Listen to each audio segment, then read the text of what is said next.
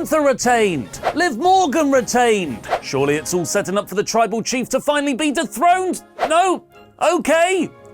Roman Reigns retained too. And then we started singing, why is Tyson Fury here? I'm Ollie Davis, and this is my review of WWE Clash at the Castle in about 10 minutes. Before I jump into that though, if this is your first time watching us here on WrestleTalk, hi there, come in. Help yourself to some of the comments. Feel free to tuck into the complimentary thumbs up button. And, of course, subscribe. Not only because we have daily wrestling news videos and reviews, but also because I won't let you leave until you do. I've got your family hostage, viewer. You hear me? I'm not letting you out. Like and subscribe! Like and subscribe! Like and subscribe! Support WrestleTalk! First, a quick disclaimer. Me and the whole WrestleTalk team watch Clash at the Castle with 200 raucous fans at our watch-along party at the Joiner on Worship pub in London. Here's a clip. Everyone was having so much fun. Again, apart from the Tyson Fury sing-along part. What was that? Then I'm probably going to add an extra star to every match. It also meant, weirdly, we totally got the start time wrong for the stream and missed the pre-show. So I've only just caught up on the randomly added 6-man tag of Madcap Moss and the Street Profits beating Austin Theory and Alpha Academy. And I can safely say, we missed nothing. Free from storyline restraints and, in Madcap's case, even being on the right brand, this was a match purely designed to hype up the crowd with 6.5 minutes of fun. Moss showed great fire and strength throughout, but it was Montez Ford who excelled most again, hitting a crazy blockbuster over the top rope to the outside and pinning Gable with a frog splash. Yet another loss for Theory, but don't worry, I'm sure he'll look great by the end of the show. The main card opened on another 6-person tag, only this time, it's women, with the culmination of the month-long Damage Control versus random Raw babyfaces feud. This could have started far hotter than it did, which unfortunately is the fault of Monday's episode of Raw. I'm still flummoxed by Raquel and Aaliyah winning the tag belts, meaning Kai and Sky went into this match being very recently beaten. Hardly a great piece of momentum, and this story would have felt significantly more big time with the women's tag championships in Damage Control, in turn helping elevate the belts themselves. Instead,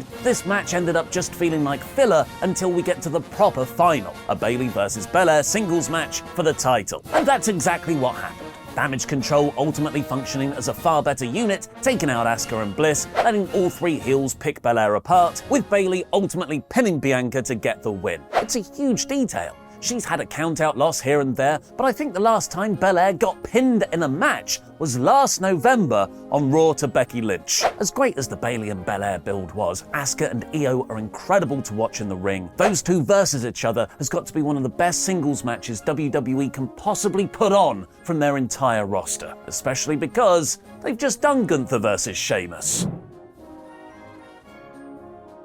I have 3 favourite matches on this show. Not bad for a main card with only 6. 50% of this pay-per-view was my favourite matches, and that spells disaster for Samoa Joe at Sacrifice. While the main event had twists and turns, Rollins versus Riddle was full of fantastic character work. Sheamus versus Gunther for the Intercontinental Championship was my favourite because of the slaps, for the chops, and the elbows, and the boots, for the Red Raw Chest Meat. Red Raw Chest Meat, title of your comedy Japanese wrestling show. The opening was incredible, from Imperium becoming full force again, with Ludwig Kaiser suddenly introducing the former Fabian Eichner, now Giovanni Vinci, during Gunther's entrance, to the Peaky Blinders Autobahn Boys brawl, while Sheamus and Gunther stood staring at each other in the ring, refusing to interact until the bell rang, as is the sanctity of the mat. The middle was fiercely intense, with Sheamus and Gunther doing one of 3 things: hitting each other with fists, hitting each other with boots, and hitting each other with various suplexes. And the ending captured the fighting spirit I love so much about pro wrestling. Gunther had delivered 2 horrid power bombs targeting Sheamus's lower back. In a great piece of selling, Sheamus could have won it with a bro kick, but his back gave out. He still got to his feet though, ready to face his fate fighting, which was Gunther decapitating him with a 6 stiff clothesline. Not quite as good as Dominic Mysterio's clothesline, but you'll get there, big guy. Liv Morgan and Shayna Baszler probably had the most difficult job of the night. Liv has been booked as a weak champion since she won, and it was hard not to see this as just a stepping stone to whatever WWE have in mind for Ronda Rousey. But thanks to Triple H's great booking strategy of, well, let's let's just do NXT again. Shayna and Liv put on a highly dramatic match thanks to Baszler just getting to be the Queen of Spades again, dismantling Morgan limb by limb. Liv refused to give up though and won. Hopefully Morgan can start getting booked more strongly now. Speaking of feuds we can all move on from now, Edge and Rey Mysterio had a really fun tag match against Judgement Day's Finn Balor and Damian Priest. Edge got a huge reaction from the hot all-night UK crowd, but this was only ever about one thing. Uno thing. Dominic Mysterio finally, after over 2 years, finally hitting his dad. He got involved near the end of the match, helping his dad Rey and Edge get the win, which really was more of an invitation to Dom me, Rhea. I'm being naughty, teach me a lesson. Oh no. Then came, honestly, one of the loudest babyface pops of the whole night at our watch-along party. To chants of hit your dad, Edge, Rey and Dom stood victorious in the ring afterwards. Could all sense something was going to happen, and Dom kicked Edge right in the balls. The great shock betrayal sell from Edge, and then he clotheslined the head off his dad in the spirit of Eddie and Batista turning heel on Rey before him. Rey, you should have learned to duck by now. Sucks for Judgment Day, as he could have easily booked this angle in the match to give them a win, but I presume WWE did want to have more than one babyface victory on the show.